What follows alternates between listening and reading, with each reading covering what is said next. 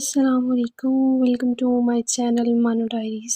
اور آج ایک اور ہارر سٹوری کے ساتھ حاضر ہوئے ہیں۔ امید کرتی ہوں آپ کو پسند آئے گی۔ ایپیسوڈ 2 میں یہ واقعہ ہے ایک ہاسٹل لائف کا۔ ان کا نام عائشہ ہے اور یہ کہتی ہیں کہ انٹر کمپلیٹ ہونے کے بعد مجھے دوسری شہر یونیورسٹی میں ایڈمیشن لینا تھا۔ میرے ایڈمیشن ہونے پر مجھے دوسرے شہر جانا پڑا۔ میرے گاؤں سے میری یونیورسٹی 4 گھنٹے کے فاصلے پر تھی۔ روزانہ آنا جانا ممکن نہیں تھا، تو میں نے سوچا کہ ادھر ہی ہاسٹل میں رہ لوں گی۔ سامان وغیرہ پیک کیا اور اماں کی دعا لی، اپنے ابو کے ساتھ روانہ ہو گئی۔ سفر کافی لمبا تھا، ادھر جا کر ہاسٹل بھی تلاش کرنا تھا۔ جب ہم یونی پہنچے تو پتہ چلا کہ یہاں پر ہاسٹل موجود ہے۔ ہم نے وارڈن سے ملاقات کی۔ میں نے اپنے ابو کو الوداع کہا۔ کافی دیر میں حال میں بیٹھی رہی، لیکن وارڈن نے کمرہ الاٹ نہیں کیا تھا۔ وارڈن نے مجھے بلایا اور آخرکار آیا کے ساتھ مجھے کمرے میں بھیج دیا۔ جس روم میں مجھے شفٹ کیا گیا تھا، میں ادھر اکیلی تھی، میری کوئی روم میٹ نہیں تھی۔ میں نے کمرے میں جا کر سب کچھ سیٹ کیا، سامان وغیرہ رکھا۔ کافی تھک چکی تھی اور رات بھی ہو چکی تھی۔ میس کی طرف روانہ ہوئی تو پتہ چلا کہ میس تو رات 9 بجے بند ہو جاتی ہے۔ کمرے میں واپس آئی تو کچھ بسکٹ وغیرہ پڑے تھے، ان کو کھایا۔ اتنے میں 7 والی روم سے کچھ آوازیں آئیں۔ مجھے لگا کہ میری 7 والی روم میں جاگ رہی ہے میری سینئر۔ میں گئی اور اپنی سینئر کے ساتھ گپ شپ میں مصروف ہو گئی۔ ٹائم کا پتہ ہی نہیں چلا اور رات کے 2 بج گئے۔ میں اپنے روم میں واپس آئی، لائٹ آن کی تو دوسرے بستر پر ایک لڑکی سو رہی تھی۔ میں کافی حیران ہوئی کیونکہ مجھ سے کسی نے ذکر نہیں کیا تھا، لیکن پھر بھی میں نے کہا کہ شاید میری کوئی اور روم میٹ ہو جس نے آنا ہو اور مجھے معلوم نہ ہو۔ میں نے بغیر شور کیے لائٹ آف کی اور سو گئی، اور سوچا کہ صبح پوچھوں گی۔ جب میری آنکھ کھلی تو صبح کے 7 بج رہے تھے۔ میں اٹھی، دوسرے بستر پر وہ لڑکی موجود نہ تھی۔ مجھے لگا کہ وہ یونیورسٹی جا چکی ہے اور میں کافی لیٹ ہو گئی تھی۔ میں نے فوراً تیاری کی اور کلاس لینے کے لیے چلی گئی۔ فرسٹ ڈے تھا تو کلاس لینے اور بھاگ دوڑ میں کافی تھک گئی تھی۔ میں نے سوچا کہ واپسی پر میں اس لڑکی سے ضرور ملوں گی۔ شام کے 5 بج چکے تھے۔ میں نے میس سے کھانا وغیرہ کھایا، کافی دیر ہو گئی تھی۔ آئی، نماز پڑھی اور کچھ اسٹڈی کی۔ اسٹڈی کرتے ہوئے مجھے 8 بج گئے۔ میں نے دوبارہ سے میس سے رات کا کھانا کھانا تھا۔ رات کا کھانا کھانے کے لیے چلی گئی۔ واپسی پر میری سینئر نے کہا کہ آؤ گپ شپ لگاتے ہیں۔ میں ان کے روم میں چلی گئی اور کافی ٹائم ہو گیا تھا کل کی طرح۔ آج میرا دوسرا دن تھا اور میں نے سوچا کہ شاید وہ جاگ رہی ہو، لیکن جب میں نے آ کر دروازہ کھولا تو وہ مجھ سے پہلے موجود تھی، لیکن وہ سو رہی تھی۔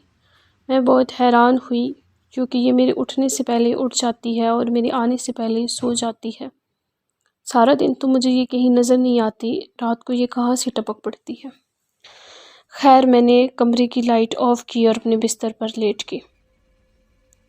اب صبح کا میں نے الارم لگایا ہوا تھا 5 بجے کا کہ نماز پڑھوں گی۔ جب میں 5 بجے نماز کے لیے اٹھی تو وہ اپنے بستر پر موجود نہ تھی۔ میں نے سوچا کہ اس ٹائم تو نہ کوئی یونی آن ہوتی ہے اور نہ کوئی اور ایکٹیویٹی ہوتی ہے، آخر یہ گئی کہاں ہے۔ میں بہت زیادہ ڈر گئی، لیکن میں نے اٹھ کر نماز فجر ادا کی اور پھر اپنی اسٹڈی دوبارہ سے کرنے لگی۔ دل میں ایک عجیب سا ڈر بیٹھ گیا تھا، لیکن یونیورسٹی کا ٹائم ہو گیا اور میں تیار ہو کر نکل پڑی۔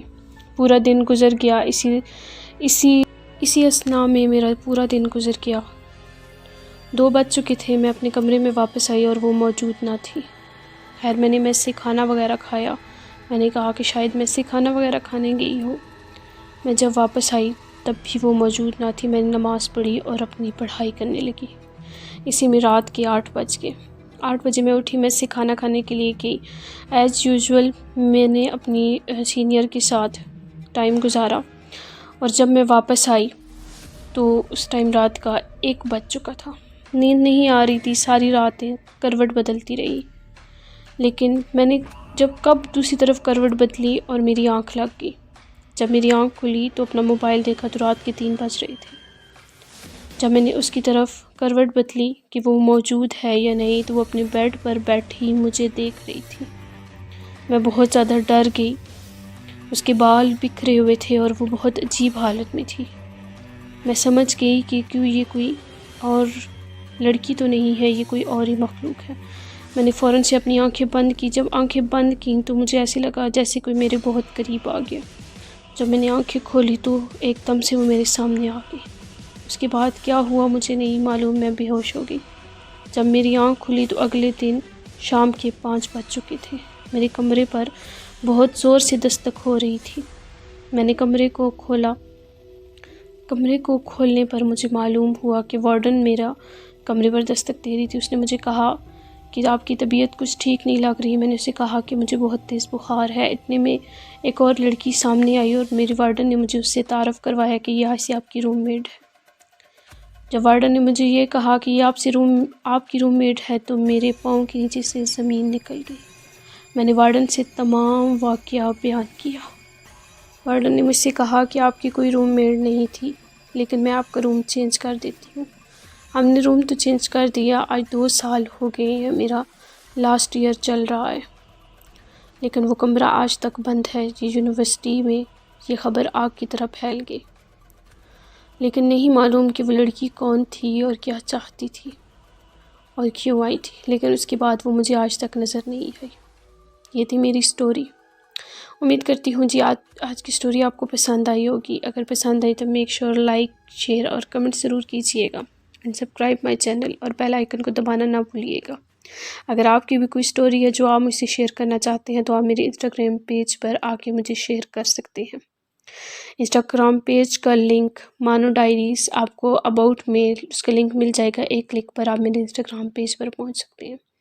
اپنا بہت سارا خیال رکھیے گا۔ خداوند متعال کے ساتھ آپ کو اپنے حفظ و امان میں رکھیے۔ اللہ نگہبان۔